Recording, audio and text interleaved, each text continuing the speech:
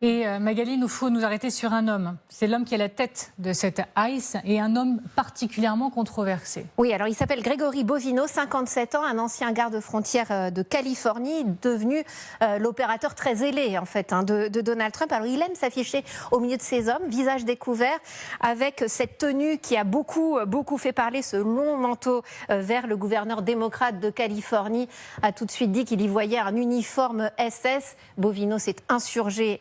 Mais il aime se mettre en scène au milieu de la bataille. On l'a vu à Los Angeles, on l'a vu à Chicago. Ça, ce sont des images qui ont été tournées le 20 janvier à Minneapolis, où on le voit lui-même dégoupiller une grenade qu'il lance sur les manifestants pour essayer de les disperser.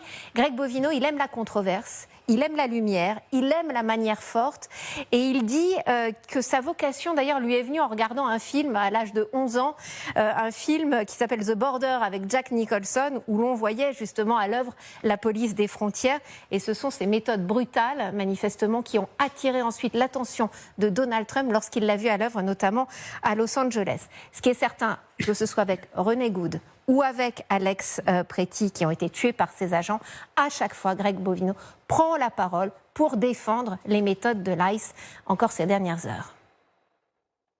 Lorsque les politiciens, les dirigeants communautaires et certains journalistes se livrent à cette rhétorique enflammée, dont nous parlons sans cesse, lorsqu'ils choisissent de dénigrer les forces de l'ordre, en les traitant de Gestapo ou en utilisant le terme enlèvement, c'est un choix qui est fait.